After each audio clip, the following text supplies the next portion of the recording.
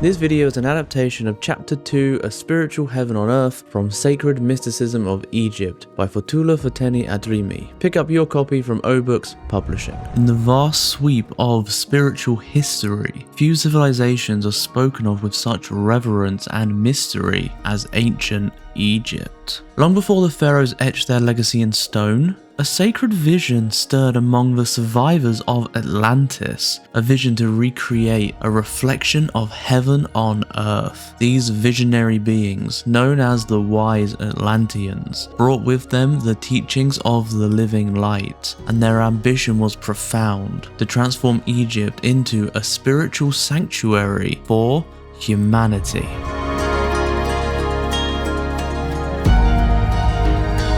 The Atlanteans were guided by a spiritual axiom found at the heart of Hellenic philosophy: as above, so below. Their purpose was not merely to survive after the fall of their homeland, but to build anew, a sacred civilization aligned with cosmic order. Egypt was to be a land where the dualities of life and death, fullness and emptiness, would meet and dissolve into unity. Geography itself was enlisted into this holy architecture. The Nile, winding from south to north, was a terrestrial mirror of the Milky Way. Its nourishing floods sustained the land, allowing life to flourish on the eastern bank, while the arid desert to the west symbolized death and spiritual transcendence. In this sacred polarity, the Egyptians created balance and drew spiritual power from the land itself. Even the physical features of the desert, its mountains and hills, were aligned to celestial bodies. These formations became pilgrimage sites where seekers could journey inward, guided by the high vibrations of the stars.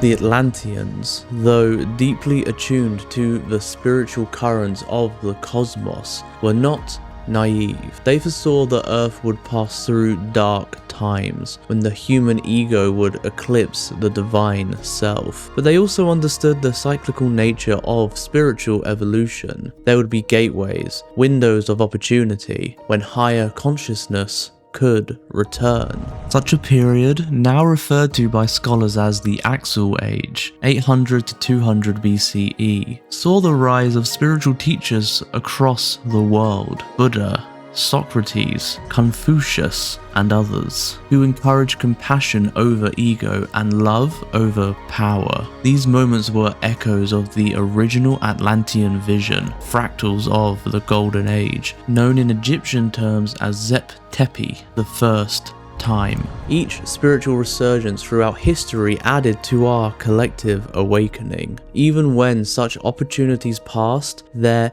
energetic imprint remained, gently nudging humanity forward on the spiraling path back to the Sacred Heart.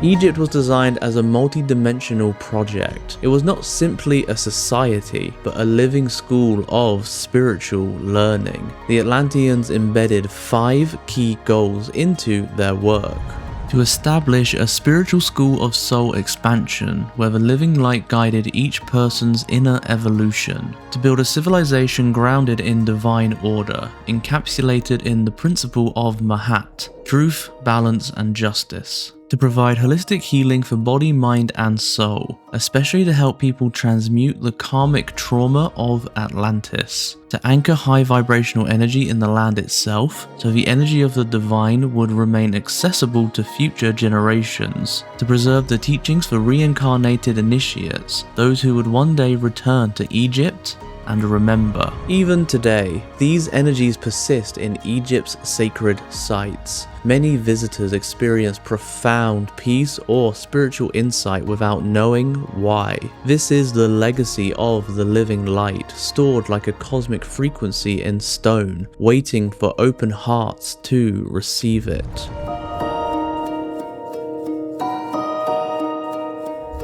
The Atlanteans were master engineers, not just of stone, but of light. Using sacred geometry, they constructed pyramids, temples, and obelisks that worked like spiritual receivers. These structures were aligned with specific stars, most notably Sirius, spiritual sun. Sirius emits a frequency that can awaken human consciousness. By aligning Earth's architecture to this cosmic source, the Atlanteans created energetic portals where divine light could pour into the world. This was no passive energy. Sirius offered transformation, but only in proportion to one's readiness. Those on a sincere spiritual path, working with pure heart and intention, could attune to higher frequencies and accelerate their awakening. However, the Atlanteans also understood the fragility of spiritual attainment. They knew that even the most evolved soul could fall into ego. That is why they embedded high frequencies into the very fabric of the temples as an antidote to chaos, a lighthouse in the fog of forgetfulness.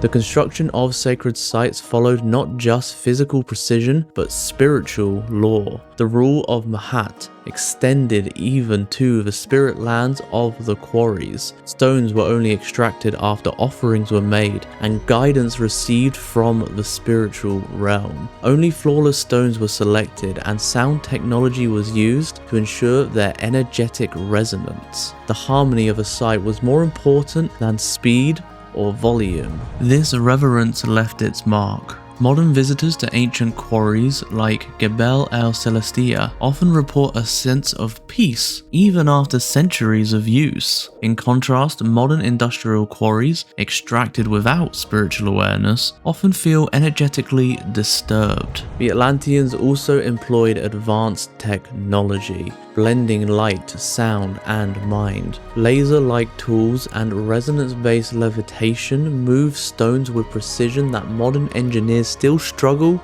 to replicate. Contrary to popular myth, Egypt's pyramids were not built by slaves, but by trained initiates, spiritual craftsmen whose work was a prayer made visible.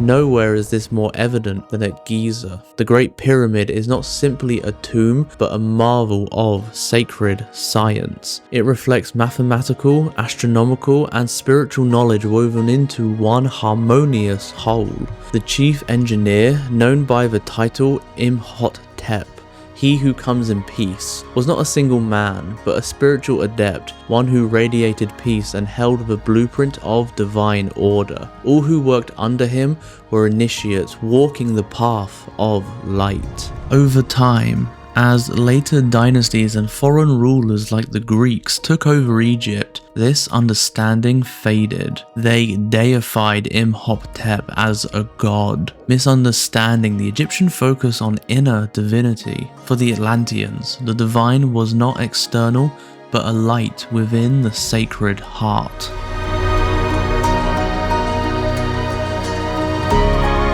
Across centuries and empires, the true purpose of Egypt endured: to awaken the sacred heart. This heart, the seat of the soul within the chakra system, is the portal through which divine wisdom flows. It transcends emotion and speaks the timeless language of truth, clarity, and inner knowing.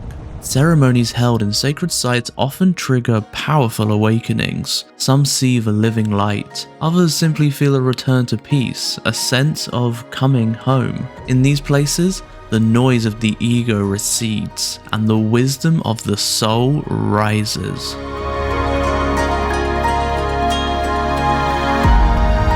One of the most radical visions of the Atlanteans was spiritual inclusivity. They did not create a closed priesthood, but invited all who were willing to walk the path of light. Spiritual teachings were offered on two levels: foundational ethics for everyday life, and deeper initiations for those who sought inner mastery. This dual system allowed for a harmonious society grounded in respect, honesty, and truth. Those who chose the priesthood, whether living in temples or among the people, underwent a rigorous training. Their journey culminated in initiations within the Great Pyramid itself, where they confronted the shadow aspects of the self and emerged transformed. The path of the living light is not a short road. It stretches across lifetimes, weaving through past and future, always returning to the present moment. Some may have begun it in ancient Egypt, lost it, and now rediscover it once more. Time is irrelevant to the soul, only growth matters.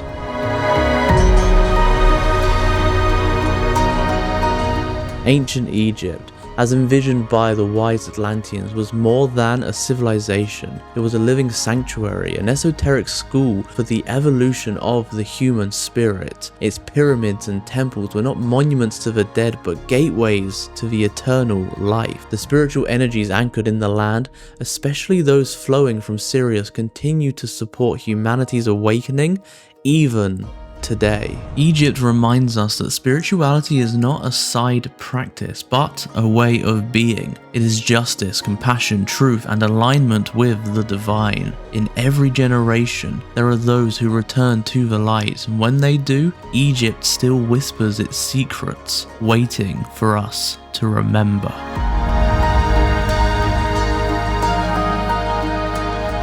If this journey through Egypt's sacred legacy has awakened something ancient within you, a memory, a calling, or a deep sense of recognition, then Sacred Mysticism of Egypt by Fotoula, Foteini, Adrimi is your invitation to go deeper. Guided by the wisdom of Goddess Isis, Fotoula unveils the timeless spiritual technology of ancient Egypt, a path of healing, remembrance, and awakening. This isn't just a book about temples and gods, it's a living, breathing map back to your soul's origins as a being of light. Whether Egypt is already part of your spiritual story or calling to you for the first time, Spiritual Mysticism of Egypt offers powerful insights and practical teachings to help you reconnect with the living light and walk the path of the Sacred Heart. It's available from O-Books. Thank you so much for watching. Subscribe and follow for future content, and we will see you next time.